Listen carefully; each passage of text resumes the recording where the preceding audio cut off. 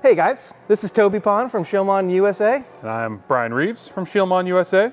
And today we're going to have a really fun time putting some new Vario R Klima seats with the active ventilation into this really special old 911. This is a really special car for me. It's actually one that I used to own 25 years ago, and it's currently owned by my best friend down in Eugene.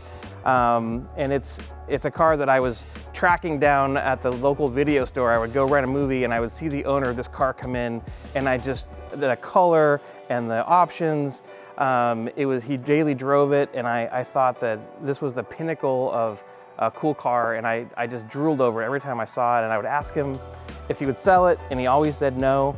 And after about a year of pestering him, he finally said, you know what, the time's right. I'm ready to sell it.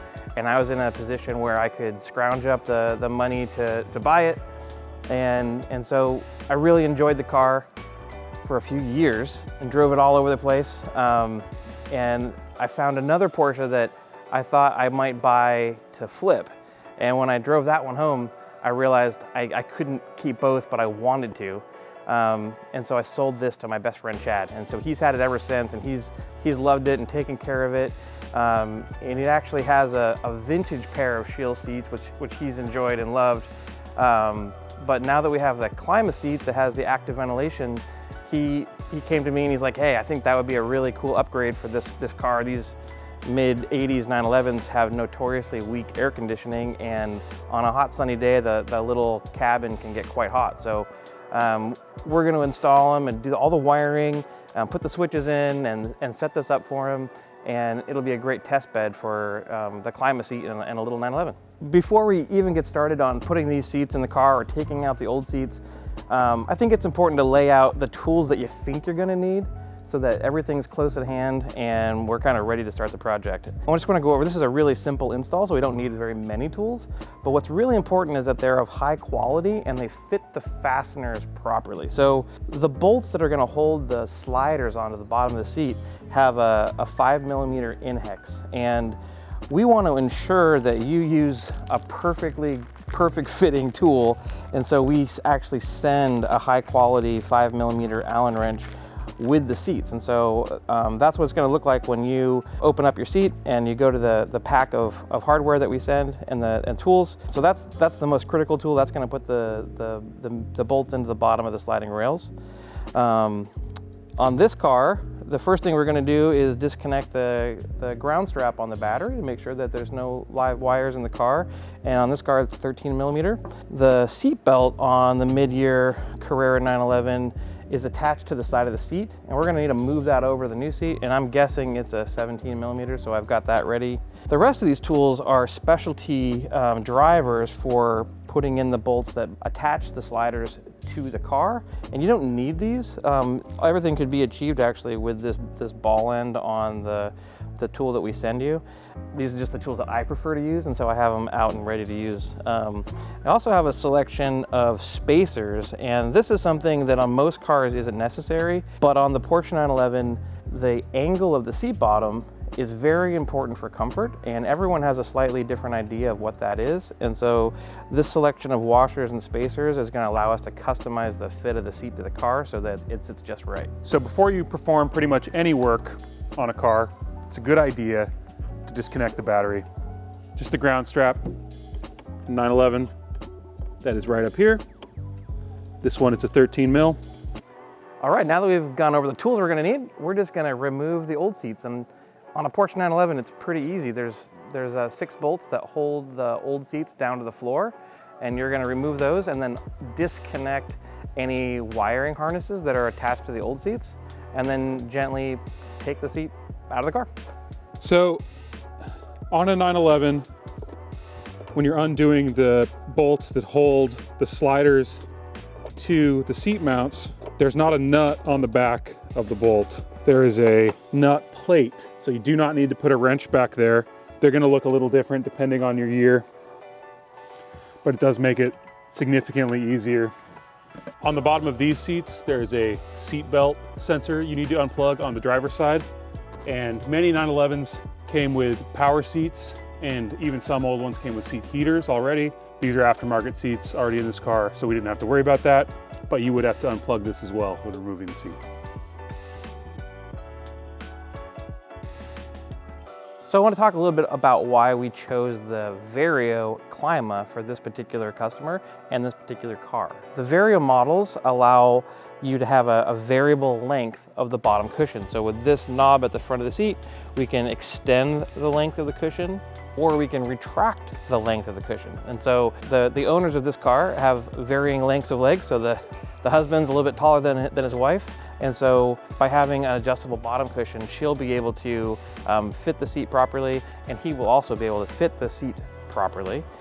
In addition, it's important to note that the Klima option, which has a fan in the backrest, but also a fan in the bottom cushion, which circulate air through a special membrane underneath the seat cushion, that option is only available in the Vario because we need this extra space that the Vario cushion affords us. So we're gonna kill two birds with one stone. The Vario seat with the Klima option in the little 911, they're gonna be able to be cooler and more comfortable in the summer, and also the seat will fit them both perfectly, and I think it's gonna be a great combo. Whenever you put any aftermarket seat in a car, you need a very specific kit of parts and pieces to make it all bolt together and work properly in that vehicle. This, what we're looking at here, is the Porsche 911 kit for an 85 G-Body car. And what we have is our sliding rails that are flat, our release handle, and then these are the 6 8mm bolts that come with the seat to bolt the sliding rails to the seat.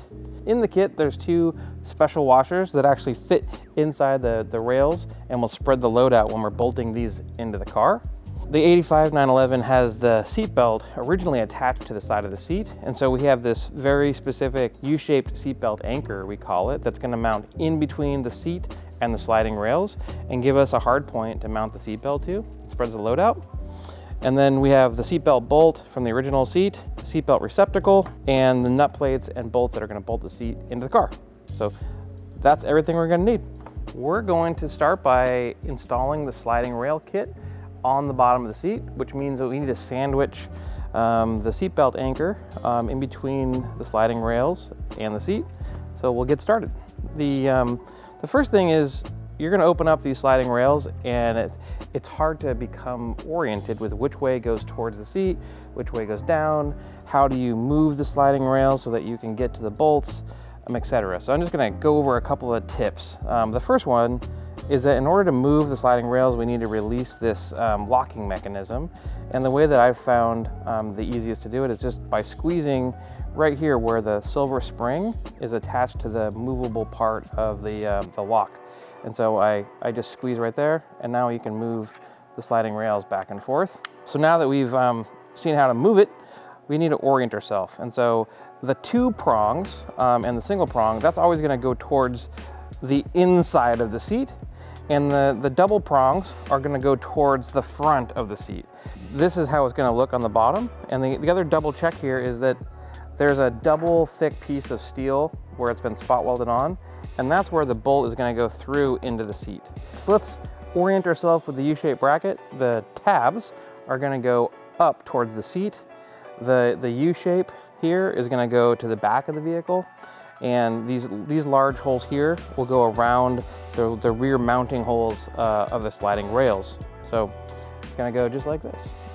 So the order of operations to install this, for me, the easiest way is that I'm going to start the front bolt of the sliding rails, then I'm going to slip this in, and then I can attach the rear bolts and captivate everything all at the same time.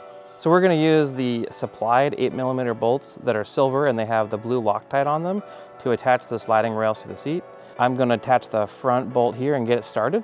And it's just really important that we don't cross thread anything. Just go nice, take your time and go slow, and everything should work perfect. And I want to get it tight enough so this isn't flopping around, but still loose enough that I can move it slightly. So we don't want to tighten any of the bolts until all 6 are started. So that's perfect right there.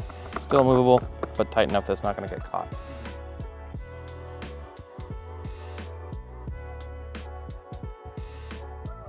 I've strategically only done the front bolts so that I can now easily slide this to the side and squeeze that spot I showed you earlier and move the sliding rails all the way forward.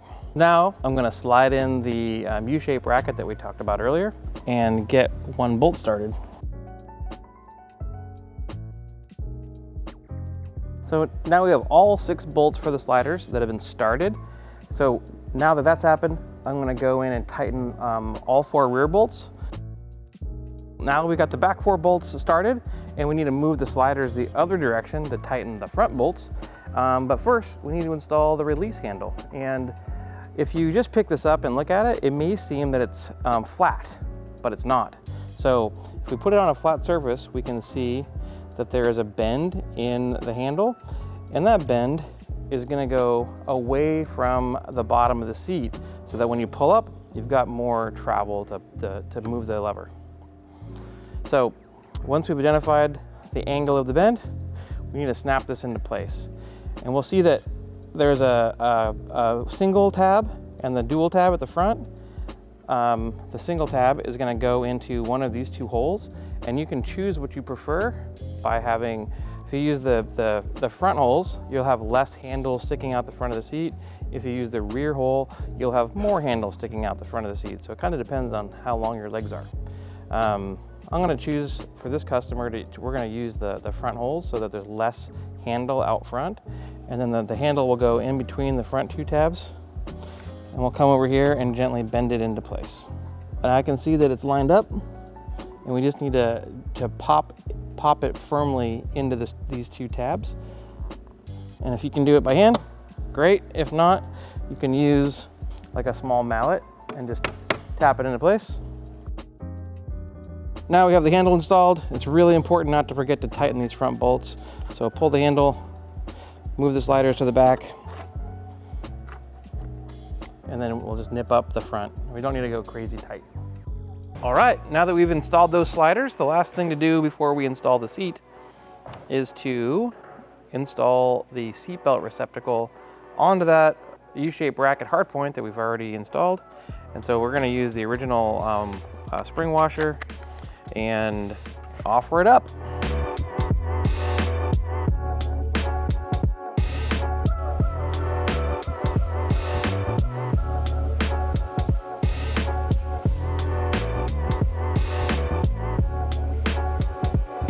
Cool, well let's talk about the wiring in the car.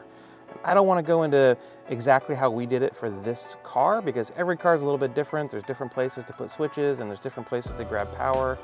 And the first thing that I want to go over is where we put the switches. So these little round switches that come in the kit are really easy to install in lots of different places because they're round, and so you can just drill a hole and pop them in.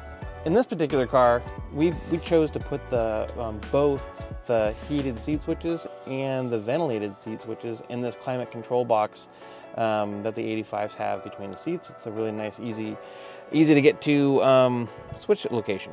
The switches are mounted here, and then we routed the wires down below to the seats. So each switch has its own plug that'll plug into the bottom of the seat. They're labeled, so it makes it really easy when we're putting the seat in to hook the Klima up to the Klima plug, and then the heat up to the other one. The last thing that we wired in is the actual power source for each seat. And so the wires are running down to a nice spot that we found that was switched and has at least 5 amps per circuit of power, 12 volt power, and a really nice solid grounding spot right to here. So when we pop the seats in, they just plug right in here.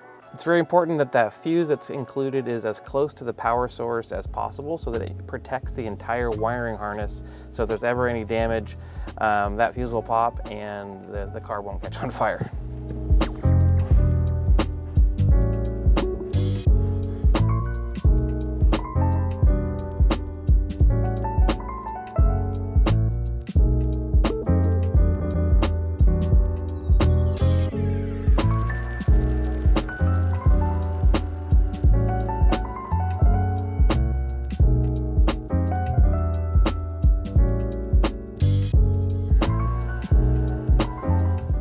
Cool, well, that's kind of a wrap on the install. It's really straightforward. So of all vehicles, Porsche G-Bodies use the same bolt pattern as our sliding rails. So the installation itself is basically just as easy as putting in the stock seats. We have seen a lot of these cars that have been modified, and the floors might be a little different.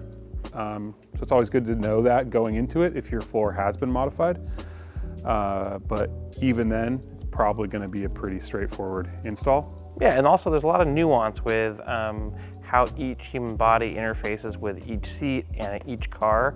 And so, especially on Porsche 911s, I find that tweaking the final seating angle is really important. So don't be afraid to add a spacer or take a spacer away and make it just right so that you feel at home and you got the right thigh pressure from the seat supporting you without your knees being too high. It's going to be really exciting in this car to use it as a test bed for testing the Klima function, which should really be a game changer on those hot days and allow you to use the car more, which is what this is all about, getting out on the road and having fun. There's lots of nuance like we mentioned, and if anybody has any questions or needs any information about these seats or the installation, email us or call us. We're really love to talk to people and learn about what you're dealing with and make a perfect custom solution for you.